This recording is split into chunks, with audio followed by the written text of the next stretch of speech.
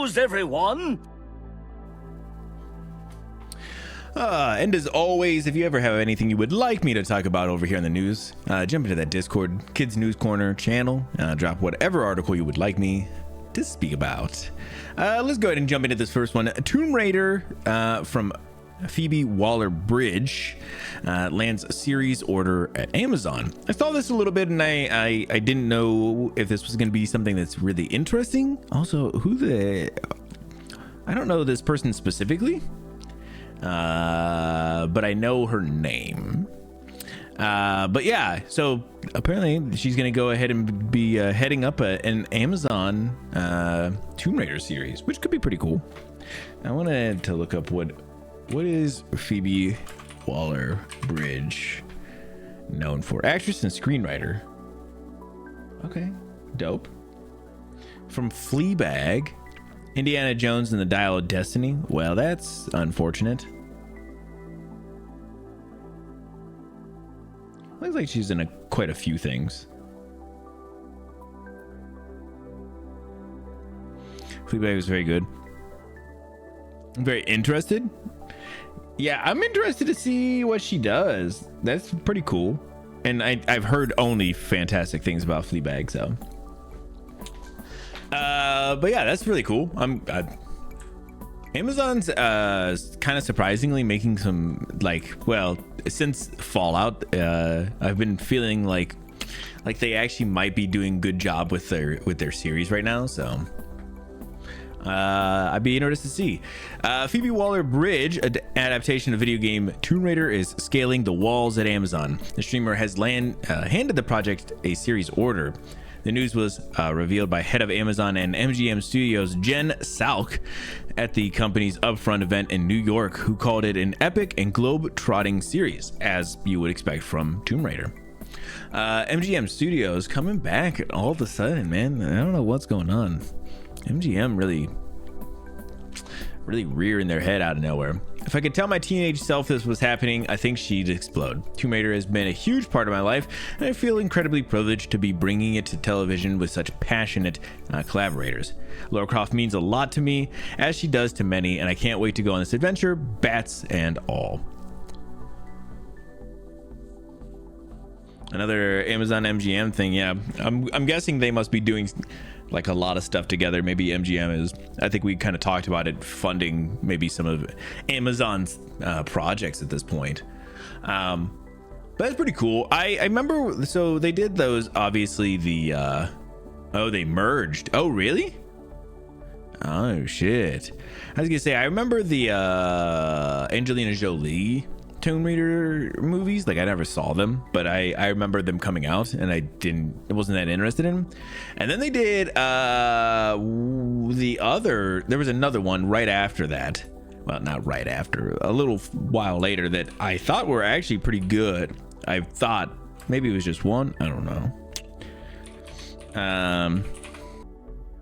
With Alicia Vikander. They did at least one with her, right? Maybe they did two, I don't remember. But yeah, I remember thinking like, oh, those look actually pretty interesting, and like they looked pretty decent. So I'll be excited to see what she ends up bringing. That is crazy. I didn't know Amazon and MGM merged.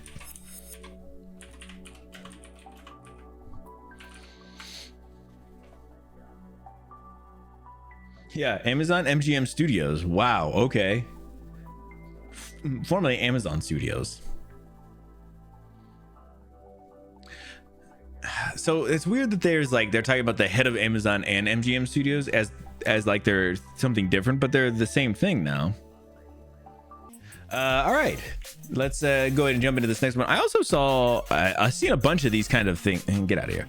A bunch of these things popping up recently of all the people who have been joining the Fantastic Four movie, and it is a ton of people. Like, there are so many people in this, which is making me more and more worried, like, that there's like, why are there so many fucking people in this show or in this movie now? Like, there are so many. Fantastic Four, Natasha Lyonne, latest to join the ensemble of Marvel Studio movies. I'm very interested in. She is one of these people which gives both of these some credit for me. Yeah, they've been pulling an insane amount of people. She's another one of those people. Like, they're weird choices. Yeah, that is actually a very weird one for, at least for her specifically. Another writer as well, though. I was gonna say, I remember her like way back in the day. Unfortunately, from terrible movies like American Pie and Scary Movie. It's just one of those things. I just remember, like, she always had a very distinct face, and I've seen her in just so many other things since, and I always think she's awesome. Russian Doll was an incredible show. I always wanted to go through Russian Doll. I don't think I ever did, though. I don't remember going through it. But that's super cool. I'm glad. I'm glad because I think Fantastic Four, depending, could actually end up being a pretty decent film if they kind of handle it correctly. Although it's going to end up having way too much hype and never living up to it. Marvel Studios keeps adding to its all-star cast for its upcoming Fantastic Four movie. As sources tell Deadline, Emmy-nominated Natasha Lyonne is set to join a highly anticipated Marvel pick. She joins the cast that already includes Pedro Pascal, who played Reed Richards, Vanessa Kirby, who is playing Sue Storm, Joseph Quinn, who is Johnny Storm, and Ebon Moss-Bachrach is Ben Grimm. Julia Garner is also on board to play Silver Surfer, while Paul Walter Hewson and John Malkovich and Ralph Ineson are also on board. Yeah, John Malkovich was a pretty interesting one. There's like just a bunch of people who are all been jumping in on this, which are just wild. But yeah, speaking of Pedro Pascal, Last of Us Season 2 first look shows photos of Joel and Ellie's return. I think you had posted something about this, Cyclo, in one of the other channels, but then of course Plenty had to drop it into the news, and I thought, all right, well, I guess I can definitely show it off. So so they just showed off, I think it's just 2 images. It's just I think specifically this one of Ellie and then this one of Joel. This one of Joel looks like it's specifically from this is not a spoiler or anything. This is like a spot where the town that they live in has like a dance or something, and he's there. I think that's where this might be from. A lot of the lights behind him kind of give me that vibe. It looks great, long hair and everything. I mean, it looks like Pedro Pascal, so Joel and Ellie are back in the first photos of the eagerly anticipated second season of HBO's Last of Us. The photos feature star Pedro Pascal and Bella Ramsey, were first revealed during Warner Brothers Discovery upfront presentation in New York City on Wednesday. The second season will be released in 2025. The returning cast also includes Gabrielle Luna as Tommy and Rutina Wesley as Maria. All right, yeah, so I don't know. There's not much I'm gonna be able to say about it. Just like, oh, okay, yeah. I will say, like, there's like a time jump in between the 2 games, and obviously Bella Ramsey doesn't look like she's much older than she was in the first season, which is definitely gonna be interesting. It's gonna be interesting all around. Just some of the choices they've made with like some of the casting. Like the person who's playing Abby specifically, I know I've talked about it before, but she is like a very, very skinny girl, and Abby is a monster of a human. Just very interesting. So I'll be like open, because the first season was really good, and I'll not much we can do about it. Just see, I guess, some photos. All right. I'm sure it'll be fine. Yeah, I know it'll be fine. Yeah, the show will be great. I'm sure it'll still be just fine. It's just gonna be interesting how they change some of the things to fit that narrative a little bit better, because I think they're choosing like good actors and actresses, and then they're just gonna make the story fit that part of it, which is fine. I think that's okay. I think I'd almost much more prefer them do that than just try and shoehorn somebody in who's not a good fit for it, but looks the part. She-Hulk CGI, right, dude? Yeah, so very cool. Like I said, this next one I don't really want to talk about, but we will, because Vash put it in here. All right, so y'all remember Belle Delphine? That weirdo who was all over, Needless sequel news. Yeah, there's a lot of those. There is 2 of those coming up, at least. So Belle Delphine recently revealed that she lost money selling her bathwater, calls it the biggest L she's ever taken. No, I do not know this person. Oh, you don't do you actually not know this person, or are you just being facetious? Because I wish I didn't.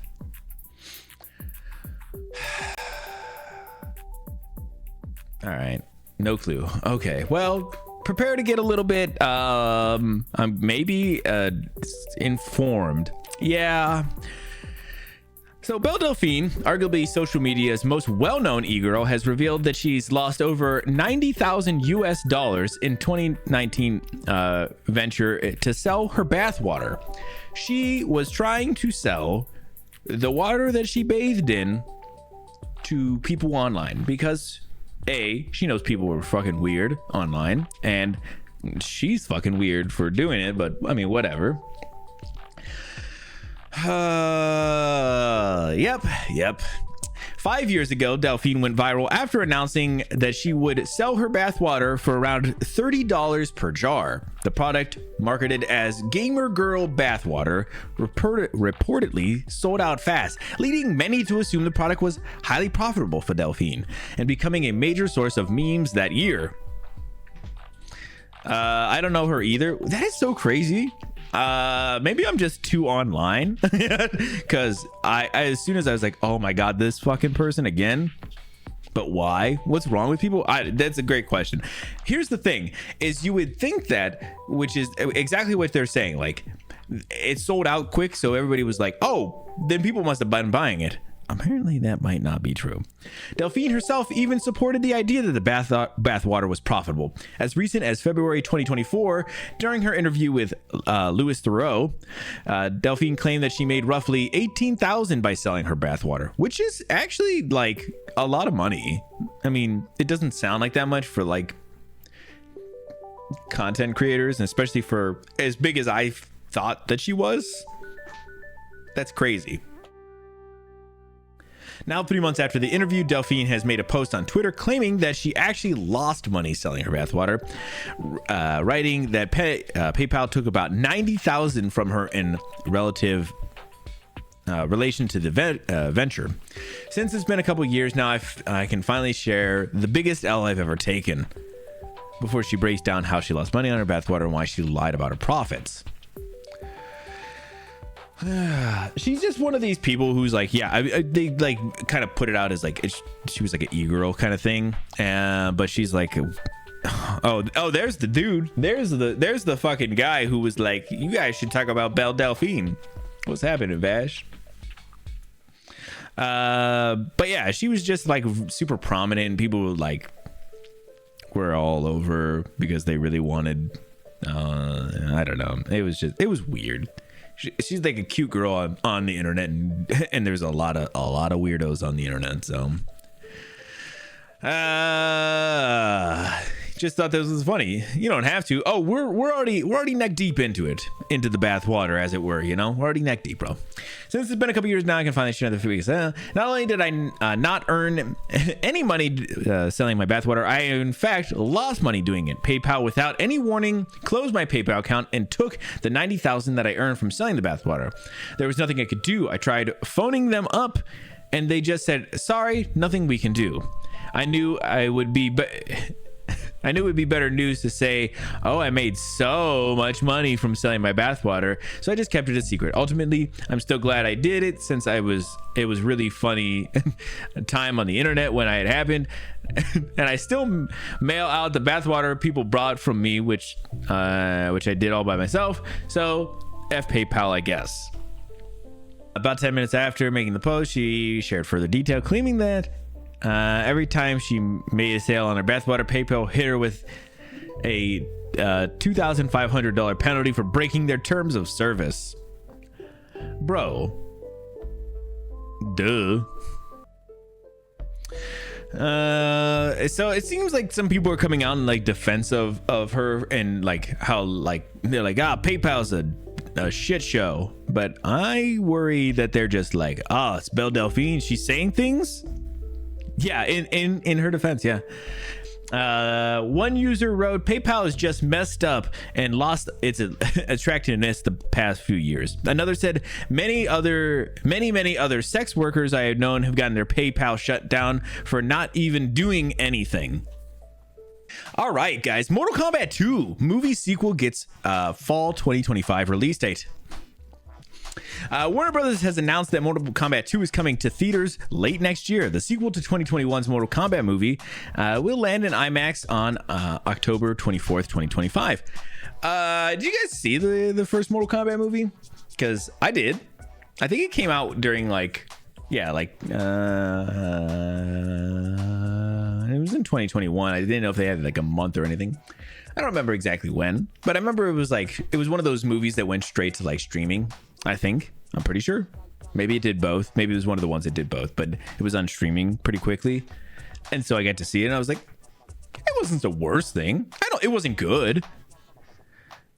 I did. It was awesome. Oh, I'm glad. Yeah, see, I was going to say, I didn't think it was bad. I didn't love it, but I thought it was fine.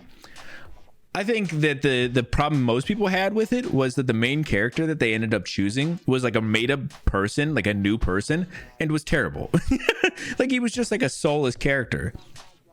But like they were talking about like the Sub-Zero and Scorpion stuff was great, and it was. Some of the other things were just good time. I thought it was fine. I enjoyed it. Director Simon McQuoid is back on board for Mortal Kombat 2, which will be penned by Moon Knight writer Jeremy Slater.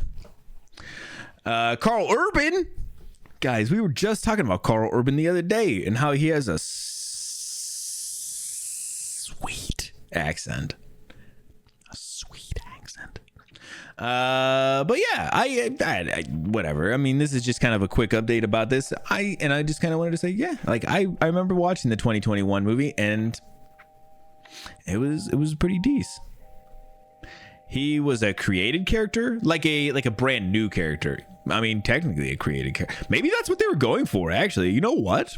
You say that as maybe a joke, but you might not actually be too far off, my dude. you know how created characters in video games are always just kind of like soulless. maybe this was like a really meta move, you know. This next one is a little interesting. Bro, Carl Urban Judge Dredd is a good adaptation. It was good, but yeah, that's what I'm saying. We watched it in the Discord and we all liked it. I thought it was over the top as shit, and it was good though. Like we all enjoyed it. And some of the fucking visual effects in that movie are wild, like fucking crazy. Sorry, this is kind of a weird one. I know for like a lot of us here, we don't watch football, and you know, not a lot of sports ball fans in general. I know me and Casper are the basketball fans, but I just thought this was really weird because Netflix has been doing this a lot more lately, and I wanted to kind of put a spotlight on it. But Netflix is like getting a lot more like live event things now, and apparently they're going to be the exclusive home of the 2024 Christmas NFL games. It's just weird. So like they did like a thing pretty recently where they were doing like I think it was a roast of like Tom Brady or something that just happened the other day, and it was like a live event. Maybe it was a live event, or or maybe they were just previewing it live. I don't remember. I didn't see it. I didn't care that much about it. But they're doing the Logan, is it Logan Paul? One of the Paul brothers and Mike Tyson fight is going to be on there. I think that's a live event. They're doing this. I think they have a couple other things that they're trying to pull too. I was pretty shocked. Pretty weird. Netflix really trying to do some extra things, which is I'm not mad about it. If you're gonna charge subscribers an assload of money, you better be giving them something for it. So Netflix has signed a 3-year deal with the National Football League to stream the 2024. A 3-year deal.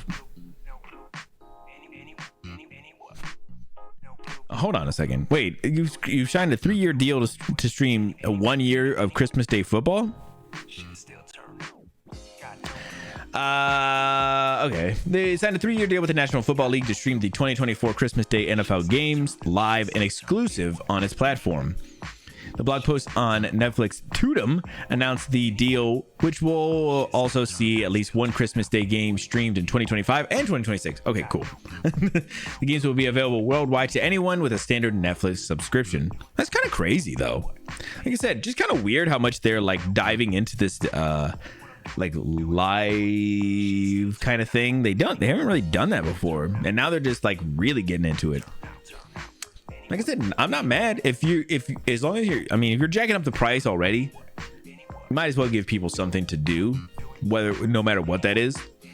I mean, even if you didn't put like live games on there, doing something is better than nothing. You know, keep adding, diversifying. Not mad about it. Just something I've seen recently. So, I think this is the one that maybe Psycho was specifically talking about, that maybe Ron will be happy about.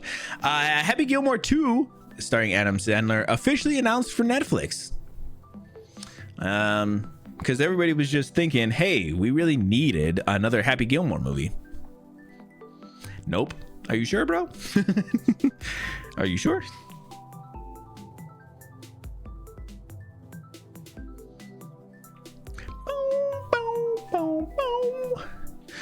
Nearly 30 years after the first movie, Happy Gilmore is finally getting a sequel. Netflix announced today during its upfront presentation that it's officially ordered Happy Gilmore 2, with Adam Sandler returning to star. No further details such as plot or director were revealed. I love Happy Gilmore, but no. 30 years? I guess so, bro. Apparently they're stretching the truth a little bit. It's 1996. Is 96 30 years? Is my math not mathing? No, I'm right. What the fuck? I was like that. I think that's a couple years off. I think we're about 2 years off still.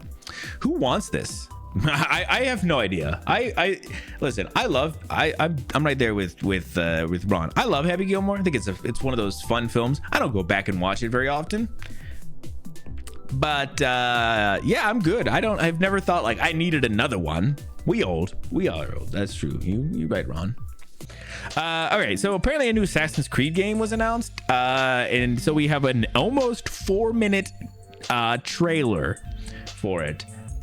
I don't give a shit about any of the Assassin's Creed games, but maybe this will be a good one. So here we go. 4-minute trailer. For an Assassin's Creed game. Yeah, woo, let's do it. Assassin's Creed.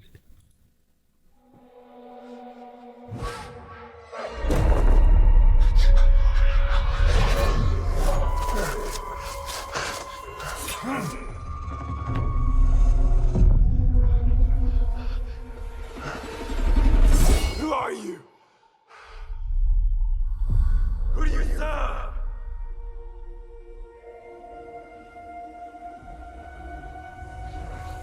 All I have ever known in my life. I skimmed it when I watched it myself. You guys have to watch the whole thing. Our land.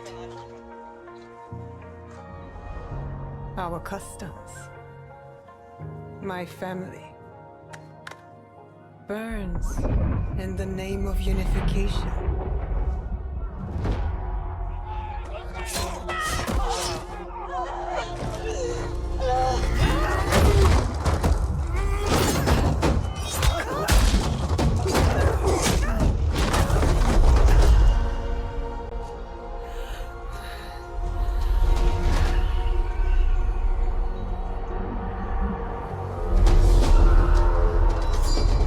A frog in a well who knows nothing of the sea.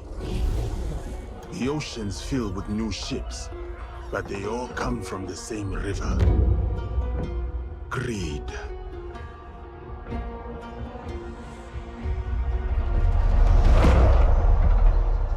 Power.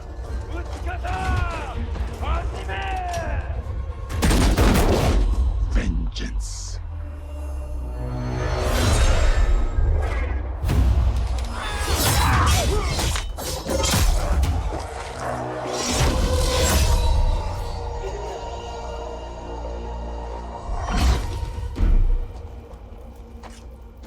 And you... will you continue down that river?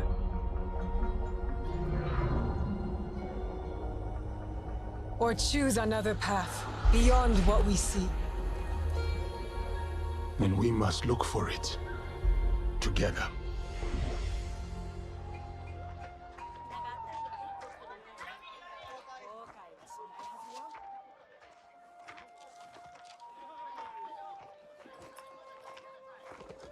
We must learn to trust. Rebuild. And follow the blade.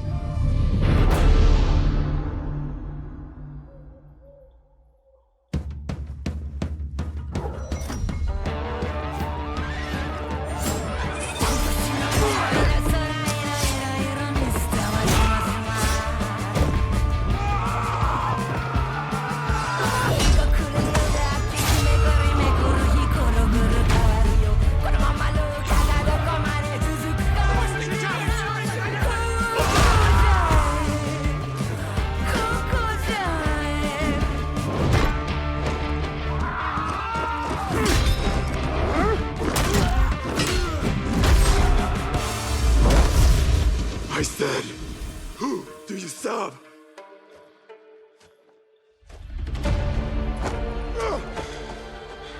We are the shadows. That serve the light.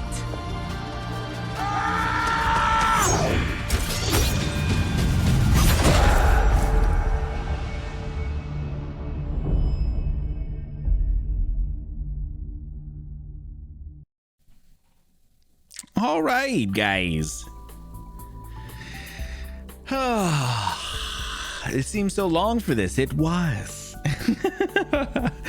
God. All right, so let's kind of recap. Yeah, it's gonna be kind of a samurai Assassin's Creed, but it looks like it's two protagonist type deal where there's kind of a bigger, heavy samurai and then kind of a stealthier, kind of quick person.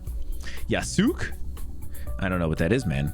Cinematics are always good. Yeah, there's even that whole point where they're doing some cinematic stuff that was fucking sick. It seems so long. It was real long though. Let me just bag it up here. Hold on. This whole section right here was actually fucking sick. I actually enjoyed this a lot. Vengeance.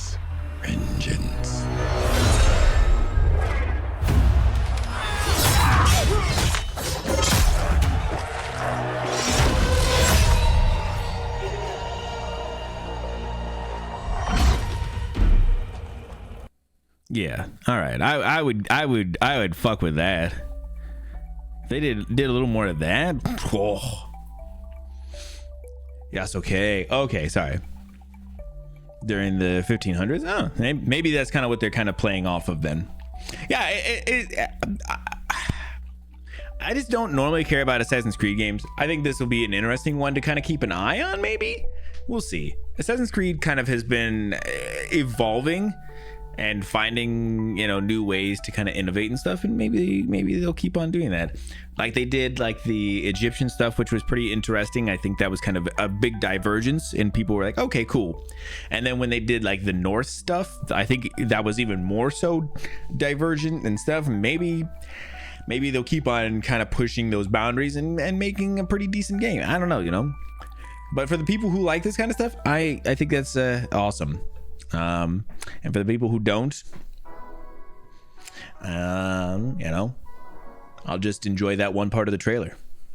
And then let's just hit this last one real quick. Microsoft Activision team is opening a new game studio in Poland, Elsewhere Entertainment, to build a new AAA IP. The studio boasts The Last of Us, Witcher, Cyberpunk, and Uncharted developers in its team. What you need to know: Microsoft subsidiary Activision reveals a new studio today dubbed Elsewhere Entertainment. The firm is comprised of industry vets boasting credits in games like The Last of Us and Witcher 3. Activision also revealed the new vacancies websites for Elsewhere, which will host career options in the coming days. The studio is working on a narrative-based game in a totally new AAA franchise. So, I know that they were just closing down a whole bunch of companies and stuff, but you know, I think that's because Title Taint dropped this one in the Discord. I think he said opening a new studio after closing a bunch of other ones. Yeah, kind of a bad look, but I don't know. I can't rationalize it. Obviously, but it is what it is. I was gonna say I wish I had more to say about it. I do not. We'll just wait and see. Yeah, that'll go ahead and wrap it up for the news today. Appreciate y'all coming and hanging out, and I will see y'all on the other side.